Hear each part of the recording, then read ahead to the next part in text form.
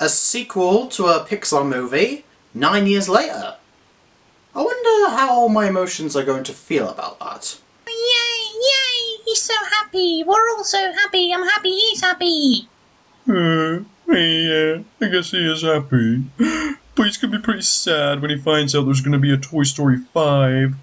Oh no! Ah, not Toy Story 5! Toy Story 5? Oh my god, drilling it all out. We need to be prepared before the disappointment that it's going too long and being too overdrawn.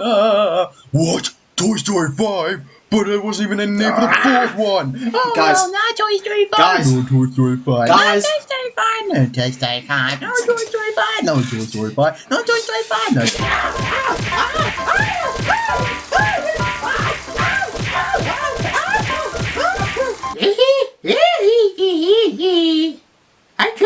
I try way too hard with this opening set of books I just.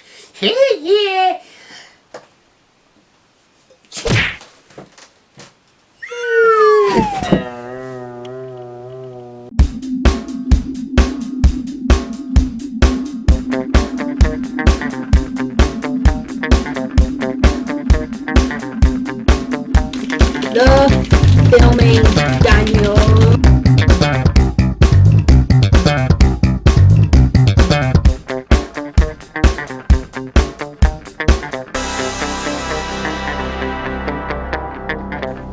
Hey guys, it's Daniel here, back with a new review. And today I'm going to be reviewing the long-awaited sequel to Inside Out from 2015, titled, well, Inside Out 2, I guess. So, ta-da! My review of Inside Out 2.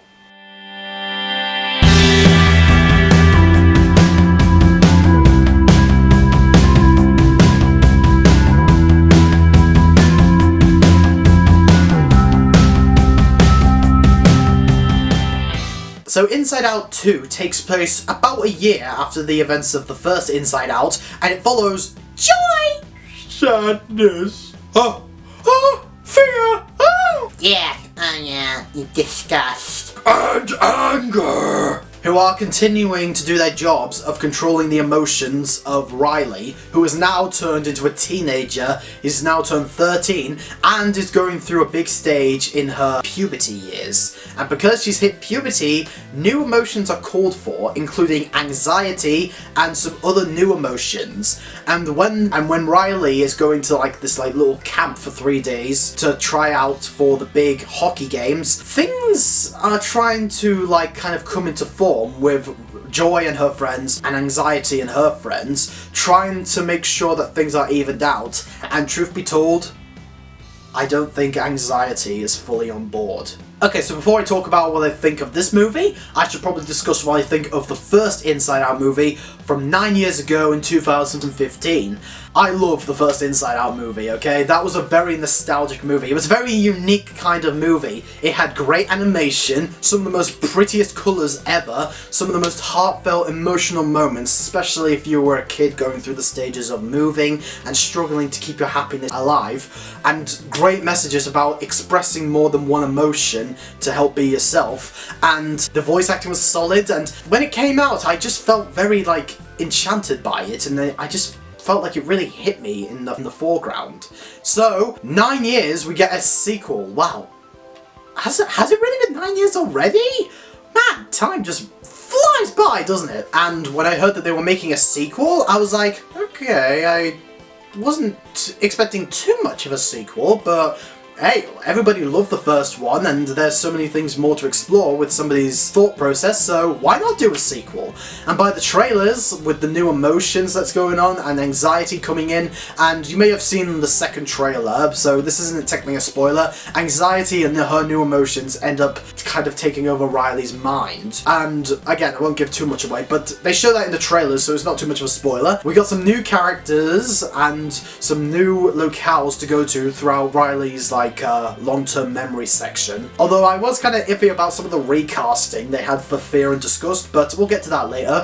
But I was very interested to see this sequel and see if it would live up to the hype of the original. And after finally seeing Inside Out 2, what do I think of it? I really liked it. I thought it was a really good movie. Now, I will say this, I do not think it's near as good as the first one, because as much as everybody is just praising this movie right now, and honestly, I can see why, especially with like what happens later on in the movie, which I won't spoil, but I'll get to later. I thought the movie was good, really good, in fact just really good. Still, it does have its fair share of flaws, but you know, any movie can do that, and I have to be a bit critical because, you know, I'm doing a review, so I'm just referring to my thoughts on the movie, but despite the film having a few flaws, I still think it's really good, and I'm interested to talk about it in this review. The first thing I will say is that, once again, the animation is just beautiful. I mean, just marvellous. You can tell that they have kind of upped their game a little bit with this one, because the Riley character is designed to look more like she's turning around her teenage years, and I think that they kind of really represented that well throughout the animation.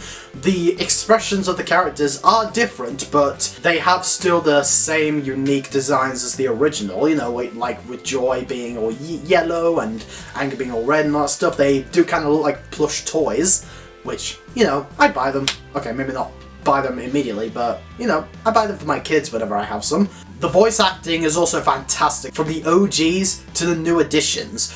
With the OGs, we have Amy Poehler from Parks and Rec returning as Joy. I think she was a fantastic choice for Joy. I really love her energetic spark. Her emotional moments are fantastic. Like, her emotional moments from the first one, I think, were just fantastic, and this one is great as well, because I was like, wow, Amy Poehler can do real drama behind the microphone. I mean, Leslie Knope doing that's just amazing. Phyllis Smith, I believe that's how you pronounce her name, as Sadness is still really nice and very endearing to listen to. Lewis Black as Anger, though, just still literally, like, I heard about Lewis Black's, like, comedy style, about him going on rants. I'm not a huge Lewis Black fan outside of this movie, but if that is what his comedy style is like, then I think that he was the perfect choice for Anger, and you could just tell that he's having lots of fun behind the microphone. Actually, in this movie, his character does have a lot of emotional moments, and you can tell a lot of the, like, softness of whenever Lewis is reading his lines, and I think he pulled it off completely well. Like I said, there has been a bit of recasting. Like, the actress for Disgust from the first film, I can't remember what her name was, she's replaced by another actress, and the new actress for Disgust, she sounds just like the original Disgust. Like, maybe she doesn't, I'll have to rewatch, but I think she did a fantastic job taking over the actress for Disgust in this movie. I think it was a really good impression. Fear, on the other hand, I'll get to later, but I think most of the voice actors from the first film were really good in this one. And as for the new additions, we have Maya Hawke from Stranger Things as the voice of Anxiety. I think that the choice to make Anxiety kind of the villain of this movie, which isn't really much of a spoiler because you saw it in the advertisement as well, but the choice to do that I thought was a fantastic choice, because anxiety, the emotion and feeling, is everybody's main villain, because it can bring out the side of you that you're just worried about, and you're worried about the future of things. I mean, I can relate to Riley's situation whenever anxiety is taking control, and I thought that Maya Hawke did a fantastic job with that role. Like, she kind of has like the anxiety nervousness from when she played Robin in Stranger Things, so I think that that was a really good choice, and honestly it fit really well with the character's design. The score is also amazing. It brings back some themes from the original, while also adding in some new themes to get the atmospheric emotions across. Emotions, yeah, I get it. And speaking of emotions, let's talk about the reason why a lot of people seem to love this movie and give it so much praise. Film definitely does a fantastic job feeding into the emotions of somebody who is hitting puberty and the doubts and self-regrets that they'll end up facing, because the emotions that are helping with Riley in this situation, I think that it really just adds to like a little bit of like subjectness and deep meaningness to what it feels like when you grow up and you have like a bit of like worrisome about the future, and maybe you even have a bit of self-doubt about yourself. I think that this movie explores them very well, and I love the lesson that maybe everything is important to somebody's emotions, and I won't say how, but here's what I'll say about this movie. The first half of the movie I was kind of into, but it did have a few moments where I was kind of finding it hard to like really like the movie, because I thought it was already pretty good, but not the greatest. And then we get to the last third of the movie, and I absolutely loved the last third. It actually sort of like shocked me with how well they handled this, because there is a final scene in this film. I'm not going to spoil it, but let me just say that is intensely and beautifully handled, really intelligently put together, and you explore it through some visuals with a bit of talkedness inside. Like, you hear a bit of dialogue in this scene, but I think that the dialogue used in this scene is a perfect way to sum up the kind of situation that Riley is going through, and I think the resolution that it comes to with the message and the overall epilogue, I think really was well built up and well paid off with this one. Now, I will admit that there is something about the crying ending scene at the end of the first one that I liked a little bit more than this third act, because I get the emotions a lot in the first one, but I think it's probably just as good, I'm not sure, but this last scene was amazing, and I think it's definitely one of the greatest Pixar moments ever in a Pixar movie, as well as the best part of this entire movie. However, that's not to say that the movie is lacking in its humour because of its heavy story, because I also think that the film was very funny from time to time. I mean, even the moments where I felt like it shouldn't be funny and wasn't funny at first, they do kind of make up for it later on, which I'll discuss when I get to the flaws, but many of the scenes actually did make me laugh. A few of the puns actually made me laugh whenever they go to the long-term memory section of Riley's mind. I will admit the adventure aspect of Riley's mind isn't as exciting or as admirable as the one in the first one, but I still thought it was pretty good, and I feel like that the new additions they make to the long-term memory section were well done and very intriguing and very clever the way that the writers use it. So those are my thoughts about the movie, so it should be a 10 out of 10, 5 out of 5, right? No! Unfortunately, guys, I do have quite a few problems with Inside Out 2, and I know a lot of people are going to be like, you don't mean that, this is the greatest Pixar movie ever made, you're terrible, you know, you kind of did this with Guardians 3, it's all terrible, you don't clearly get movies. My opinion, people, my opinion, okay? And I just want to let you know, I like the film. I think it's a really, really good film. I don't think it's as good as the first one, though.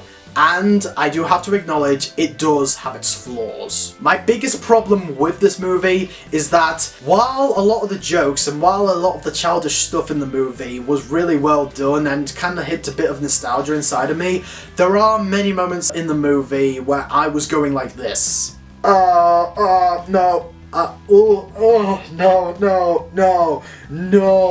No. Yeah, thank you for that. Thank you for the editing section for putting that in, but that is kind of describing my thoughts on a few little scenes in the movie. There are a few little moments in the movie where I was kind of cringing inside. And I get that that was intentional, but maybe it was just a little bit too much for my taste. I don't know, but there are a few moments where I was going like, okay, I don't like this. I don't like this. This isn't too funny. I think the biggest example of that, and in my opinion, the biggest scene in the movie that I felt like was the biggest gripe of the movie, is the bottled up emotion scene.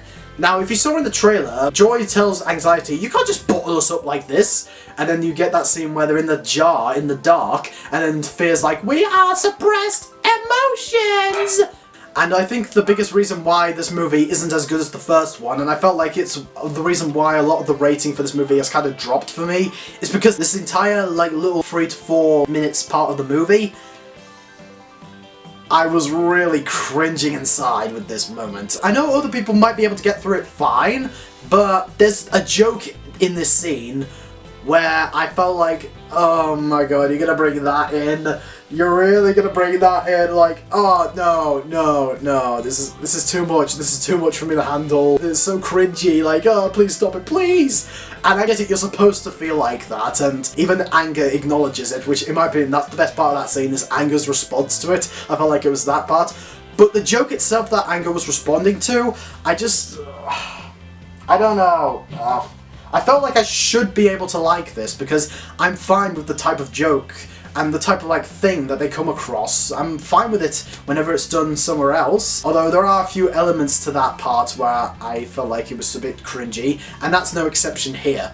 Although, here's the one thing I will say about this joke, and it's another contribute to the greatness of the third act. They bring this joke back towards the climax of the film, and I actually liked it and laughed at it because it kind of points out like, oh my god, okay, this is kind of cringy, but you think I want to do this? Like, oh my god, I don't have everything, you know? Like, oh my god, this is just too much. They do kind of draw attention to that, and I was like, okay, yeah, okay, you made that joke work after all. But the initial way they do it in this scene, I don't know, I haven't found it this hard to get through a scene in a Pixar film, either in a while or ever. I mean, there are a few moments where I was like that in A Bug's Life with the whole liar thing, but even that wasn't too as cringy as this. Another issue I had with the movie is that while I love a lot of the things, like whenever it's like explores more parts of Riley's mind and you do get more moments that are absolutely new, I also felt like that the adventure aspect of the story does kind of recycle a few things from the first one. I won't give away what they are, and they are well done, but I can't help but think that they were too familiar with the first one, and a few scenes that they do kind of recycle from the first one, I felt like were more emotionally handled in the first one than it was here. And the last problem I had with the film, and I kind of hint to it earlier, is that while I like the recasting of the new actress for Disgust, I can't say the same thing for Tony Hale replacing Bill Hader as Fear. Now, I don't think he does a terrible job, and I kind of understood why Bill Hader was recast, because I guess there was a bit of money problems, like Bill Hader wanted to be paid a bit more, but they refused him, so they kicked him off the project. Or maybe he left, I don't know exactly those parts yet, but I can kind of understand why Bill Hader felt like he needed to be recast. I don't know, maybe or maybe not. But Tony Hale from Arrested Development, he doesn't do an awful job, and he does kind of get the fearness of Fear down, but for the most part, he doesn't sound anything like Bill Hader. This whole trip is just a series of deader and deader. You gross. Teeth falling out. Yeah, I'm used to that one. Let me guess, we have no pants on. Hey, look, she came to school with no pants on. Called it! And I have never been inside so many jars in my life. Boo! Pick a plot line! Now granted, I did find a few moments with Fear to be funny, and he's not a terrible character, but I felt like it was kind of hard to get used to that new voice. But anyway guys, despite its few little problems, I still really enjoyed and had like a lot of fun watching Inside Out 2. It was a really great continuation of the story. There are a few things they kind of rehashed, and there are a few moments that kind of made me cringe a little bit, but I think that the moments that they did use that was new were perfectly handled, beautifully done, intelligently put together. It had some of the most emotional moments in a Pixar movie. The voice acting is solid, the animation is solid. Anxiety being the main villain I thought was an excellent choice, and it really gives you the deep meaning of anxiety in your self-doubt and your procession onto your older years, and I think that they presented that very well. So I guess I'm just gonna give it like a 4 out of 5. I like how it ended. I love how the end concluded the movie. The third act was amazing, and a lot of things in the movie were really well done. Again, I don't think it's as good as the first one, but I think that's kind of a hard bill to beat. But overall, I still think it was really good. But anyway guys, what do you think of Inside Out 2? Do you love it? Do you hate it? And what is your favourite Pixar sequel? Let me know in the comment section below. I got more videos to come, and I'm Daniel reviewing movies, TV shows, doing videos. Alright guys, let's just finish this up. Let's get his fingers out. He is Daniel reviewing movies, TV shows, and doing videos. Peace out, man. Come on guys, like, you could put this down now.